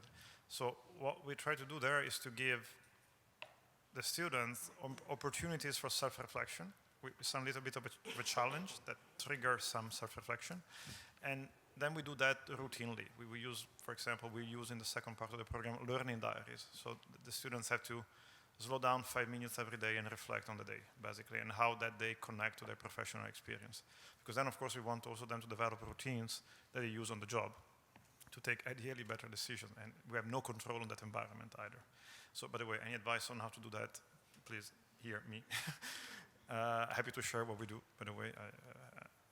But I think the challenge there is exactly how we push them hard enough to rethink a bit without pushing them too far. Again, one of the reasons we decided to stay in Zurich for that experience, as opposed to flying them all to South Africa, for example, is that we wanted to give them an experience of hardship in an environment they know very well.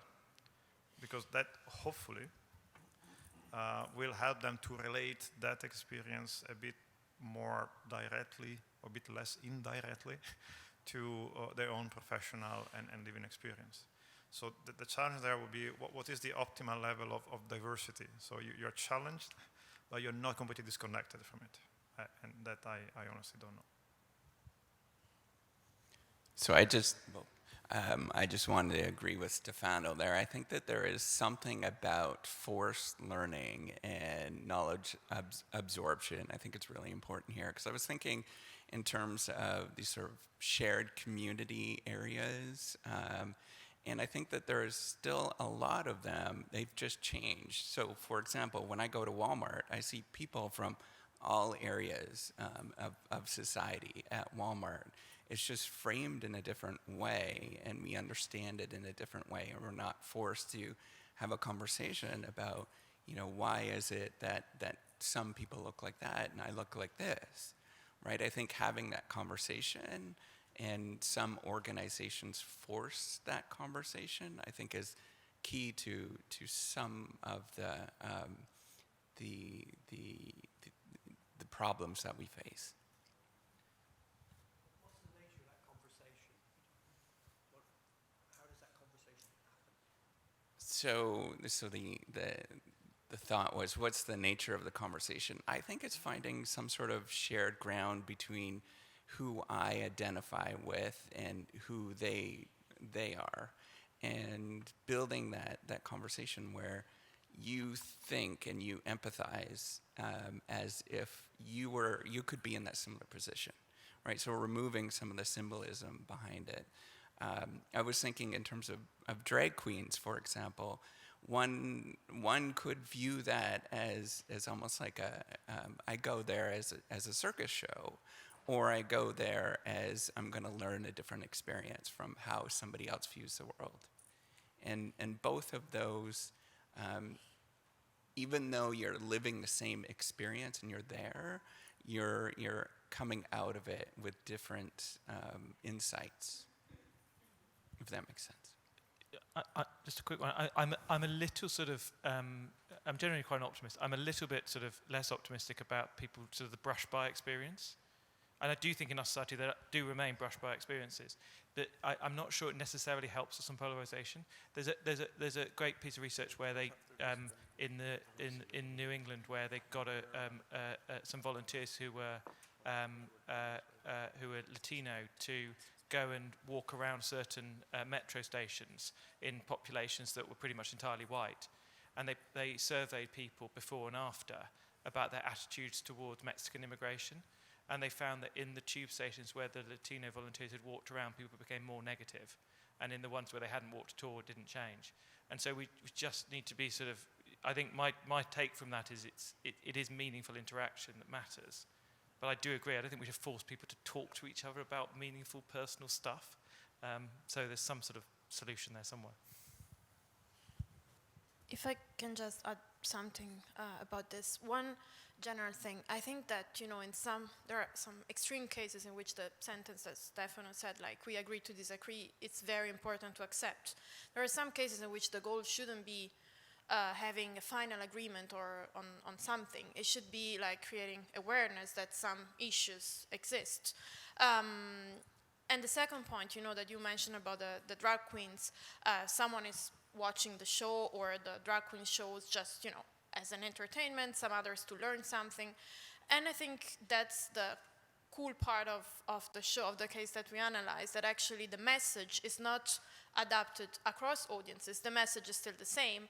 And then you, as an individual, you decide what you want to do with what is shown. In the end, we don't have to agree, again, also in this case, that drag queens are amazing individuals and you can learn something from them. You can go to watch a show, but still you're aware that, they exist, and actually there is a discussion around that. Thank you. I have a question. I don't know the research on this, but I can think of counterexamples to the idea of sharing something is going to be good for you. So if I think about countries like Yugoslavia, Soviet Union, they have civil wars. They shared, Ukraine and Russia, brother nations. And because they share the experience, maybe their fight is even worse. So I don't know, what the scope condition is there, or when is it? Probably normal situations is better, but if it's not normal, then maybe it's worse. So I don't know how you think about this. Yeah, and Yugoslavia is like a prime difficult candidate on this. So I think my take from what happened in Yugoslavia is, I think the evidence is pretty strong on saying that levels of trust and levels of connection to jobs and levels of being less extreme in your opinions, we do much better on if we have diverse friendships that exist within our country. But we've got to be sort of, while being passionate about that evidence, I think we've got to be careful to recognize it's not a panacea. Like, bad stuff can still happen, and especially if leaders take advantage of opportunities to underline the division. And we do, I think, have biases that are positive. We have biases actually to connect as well as to divide, but the bias of fear and anxiety in us is really strong.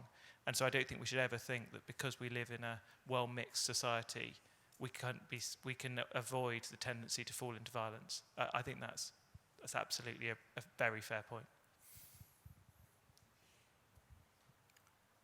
Perfect. So we're quite on time for the next set of roundtables. The idea would be, again, taking the inputs that we just had and try to come up with what we learned from today. Given that it's the last one that we have, it would be great if we can come to solutions so that we don't leave the room very unhappy. But in general, like, that's the idea. It's like we, again, sit down and discuss what just came about and what is missing. So when we convene again, then we talk about what the agenda for the future is. And yes, exactly. I would ask the speakers to take a table, and also please everyone, like, try to make bigger tables so we all have a chance to talk.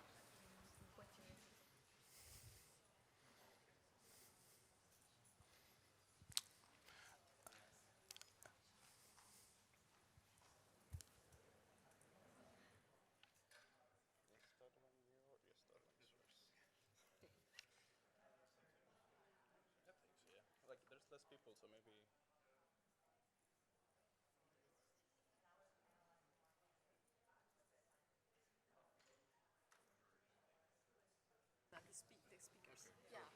Can I ask one? No. Okay, so but anyway, we need to. Positive or negative? So we need to go back, and then, like, the idea would be to collect this kind of thing. I need to go back. Yes, we all need to go back. So I would ask the speakers if we can go to the front so we collect the experiences that we just shared. So John, Stefano, Margarita, Balish, sorry.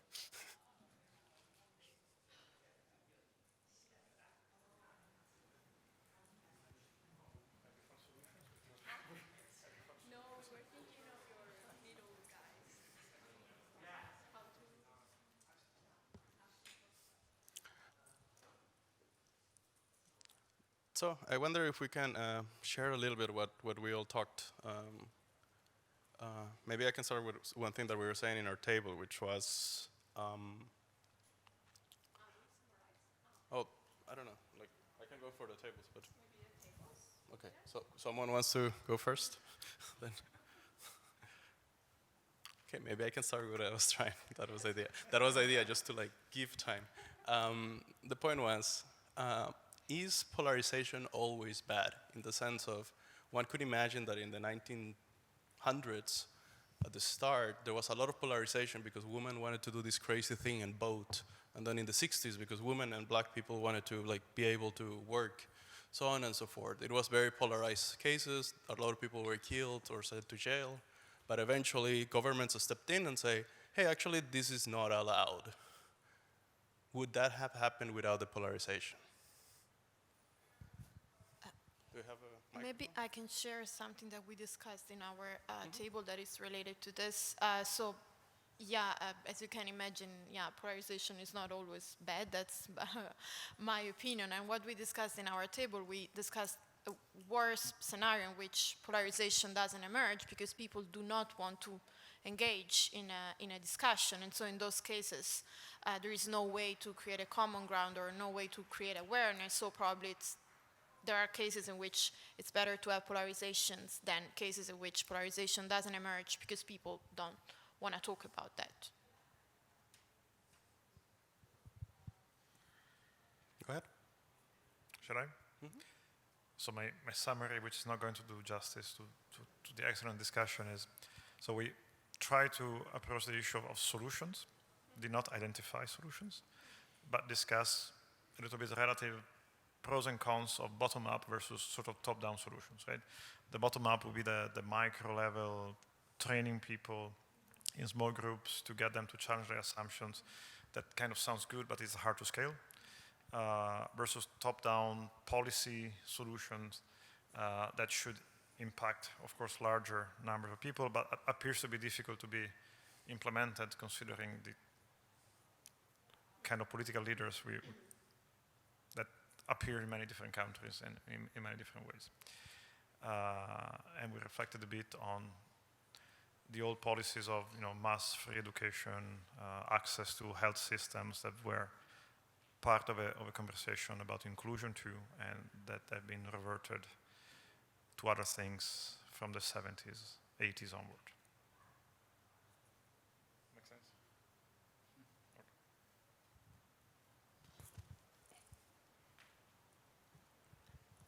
I think at our table we also talked about education. I think it's one of the institutions that should help or could help in this polarized world, and we try to figure out what else can we do as instructors. And some of the topics that came out is around this intense experiences, positive or negative, what Stefano started to talk about. And what Daniela was saying is that somehow we need to start this conversation, and can students do something together with someone very different than them, and how to have some kind of exercises around that would be interesting, useful as a small step from our side as educators that are in some ways responsible for our students going out into this world and having to deal with it and making it better, hopefully. What I wanted to say, maybe as an example or as an image, maybe as an image is, so the example Stefano presented is the executive MBAs, very posh, very rich, very powerful, going to the hospital and getting shocked at seeing the differences within the city. But they don't really do anything together with these people there. So I think it sort of stops there. And then it might trigger a bit of empathy and recognition of, ooh, Zurich has bad places and so on. But I think it doesn't really trigger anything deeper. And then my bet or my fear is that it won't then make it automatic the next time. Instead, in John's example, these people who go and dance together, I think there is this element of like you mixed and you laugh and you made a mistake together. And there, I think, is more powerful. So I think what we were trying to figure out is safer ways that in the classroom we could put our students to do something like the dancing thing without feeling stupid or bad, but that they share this intensity with a common goal. I think, I don't know, we didn't have any concrete example, but I hope was in this doing something together with the other side.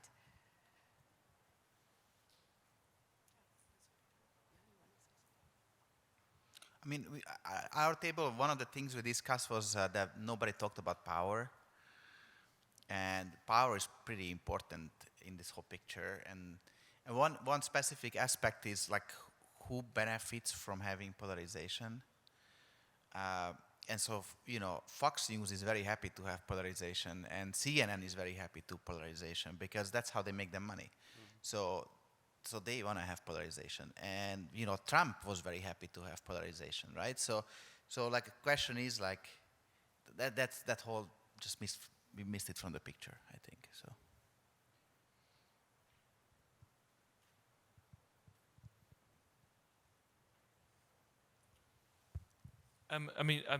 We had a really, to me, a deeply fascinating conversation, and I'm putting my new table buddy in position here, but on Japan. I don't know if you mind sharing, Rihanna, what you shared about how Japan sort of operates and people come together, because I thought it was something that I wasn't fully aware of. Okay, so I feel that in Japan, so I'm Japanese. In Japan,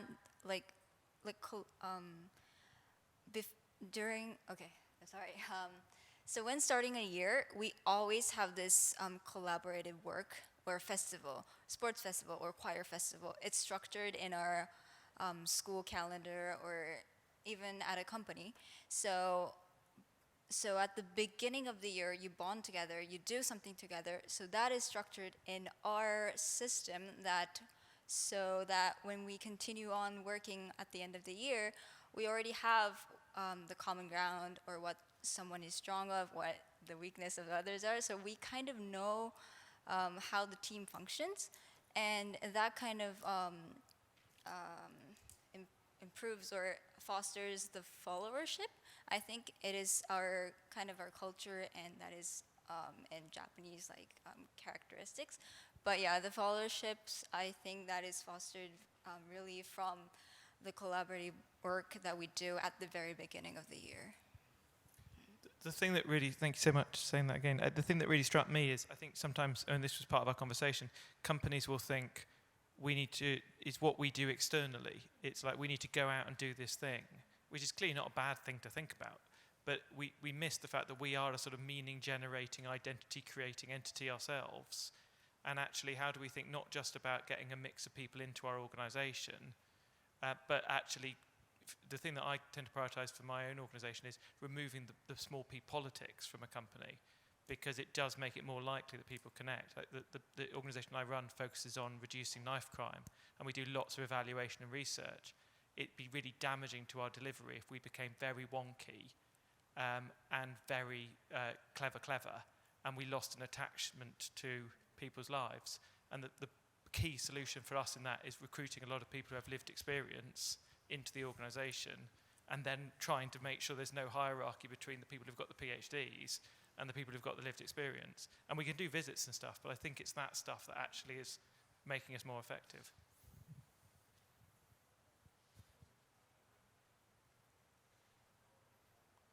Good. I think we are close to time, but okay. Let me just add something, because I think we've had all this discussion about top-down, bottom-up, but it's all oriented around sort of social interaction and engineering the dynamics of that. I was, during as this was going on, I was realizing, am I actually listening to what other people are saying? And, or am I, are their words just triggering my own thinking here? And so, I mean, the fact is we don't even listen to one, or I don't even listen to other people, which then I think comes back to this notion of ultimately it's about changing people, I think, at a fundamental individual level. And again, I think it's back to this issue of encouraging people to see through this existence of this belief system that forms part of the ego and so on. And I think it's quite impressive of what you see with a lot of the research that has gone on with introducing mindfulness practices into schools, which has happened a lot in primary schools in a number of countries, including Britain. But I think that ability of people to actually be able to step back and see their own systems of belief. And I think one of the things that I think can help is actually address this sort of fundamental issue of us each being lonely, frightened individuals, and to be able to see much more in terms of connection, not just on the basis of people who share the same, my tribe, but to see that membership of humanity on a much wider basis. And so I think these things can actually help in terms of of addressing, I think, some of the fundamentals of this problem of polarization, identity, cultural fragmentation around ideologies.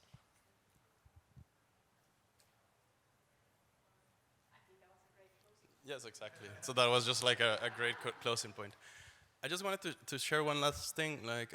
We had one speaker that couldn't come, and he was going to be talking about sort of the role of connecting the micro level to institutions and how that affects polarization. And I'm a member of the Diversity, Equity, and Inclusion Committee here at SMS, and we don't really have a lot of power, but we're trying to understand what issues we have. We're going to have a session after the business meeting, so at 5:45. So if you feel that something has to change, please come and help us change this institution. And yeah, thanks for coming.